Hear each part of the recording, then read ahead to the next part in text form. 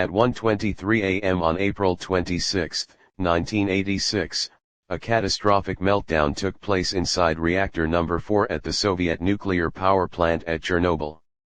The explosion that followed sent flames and radioactive material soaring into the skies over Pripyat, a nearby city built to house the plant's scientists and workers. It took 36 hours before the town's 49,000 residents were evacuated, and many later suffered severe health effects as a result of their brief exposure to the fallout. Soviet authorities later sealed off an 18-mile exclusion zone surrounding Chernobyl, leaving Pripyat an abandoned ghost town. The city has since languished for nearly 3 decades as a chilling reminder of the disaster. Its buildings have decayed and been partially reclaimed by the elements, and wild animals roam through what were once bustling apartments, sports complexes, and an amusement park. In the town post office, hundreds of letters from 1986 still sit waiting to be mailed.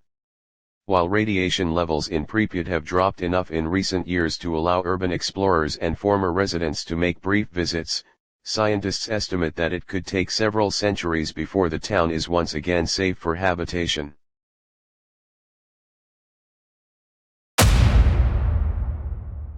On the afternoon of June 10, 1944, the village of Oradour-sur-Glane was the scene of one of the worst massacres of French civilians during World War II. In what is believed to have been an act of revenge for the town's supposed support of the French resistance, a Nazi Waffen-SS detachment rounded up and murdered 642 of its residents and burned most of their houses to the ground. The men were taken to barns and machine-gunned, and the women and children were locked in a church and killed with explosives and incendiary grenades. Only a handful of people managed to survive by playing dead and later fleeing to the forest. A new Oradour-sur-Glane was built nearby after the war ended, but French President Charles de Gaulle ordered that the burned-out ruins of the old town be left untouched as a monument to the victims. The facades of dozens of brick buildings and charred storefronts still remain, as well as graveyards of rusted cars and bicycles, scattered sewing machines and unused tram tracks. The site is also home to a museum, which holds a collection of relics and mementos recovered from the rubble.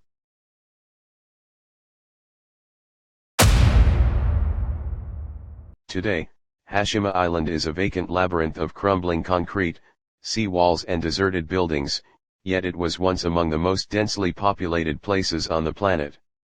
The small island off the coast of Nagasaki was first settled in 1887 as a coal mining colony. It was later purchased by Mitsubishi, which built some of the world's first multi-story, reinforced concrete buildings to house its bursting population. Hashima remained a hive of activity for the next several decades, especially during World War II, when the Japanese forced thousands of Korean laborers and Chinese POWs to toil in its mines. By the 1950s, the 16-acre rock was packed to the gills with more than 5,200 residents. Most workers found the cramped conditions unlivable, and the city was promptly abandoned after the mine closed in 1974. 40 years of neglect have left Hashima a dilapidated ruin of collapsed staircases and condemned apartments. Many of its high-rises are still filled with old televisions and other relics from the mid-20th century, and its once teeming swimming pools, barbershop, and school classrooms now sit in shambles. The island was officially opened to tourists in 2009, and it has since served as the inspiration for the villain's hideout in the 2012 James Bond film Skyfall.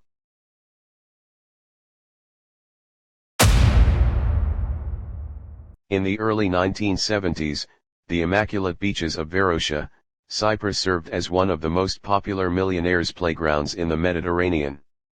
The suburb boasted a thriving tourism economy, and celebrities such as Elizabeth Taylor and Brigitte Bardot were known to take in the sand and sun at its high-class beachfront hotels.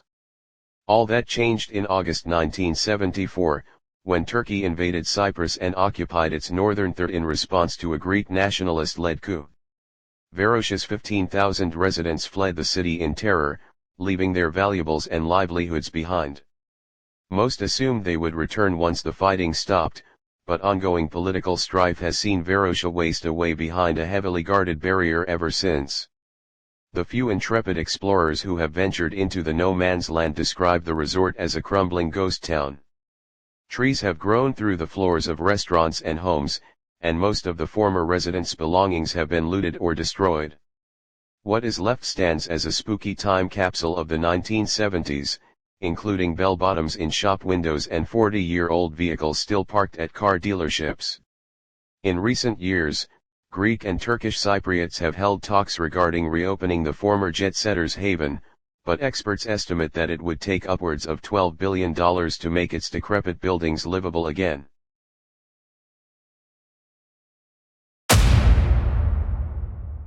Bodie, California was officially founded in 1876, after miners stumbled upon rich deposits of gold and silver in its hillsides. Gold-crazed prospectors flocked to the settlement at a rate of more than 24 per day in the late 1870s, and its population eventually soared to some 10,000 people. Thanks to larger-than-life accounts of whiskey-fueled shootouts, the outpost soon earned a reputation as a sea of sin filled with rough men, prostitutes and opium dens. Like most boomtowns, Bodie eventually went bust. By the 1880s, it had outgrown its meager infrastructure, and a succession of harsh and deadly winters convinced many of its prospectors to move to more profitable locales. The population dwindled until the 1940s, when the last residents finally shipped out. Since then, Bodie has become known as one of the nation's most well-preserved ghost towns. Its 200 ramshackle buildings are kept in state of arrested decay by park rangers, and tourists flock to the site to explore its 1880s Methodist church, saloons, and post office as well as the ruins of a burned-out bank vault.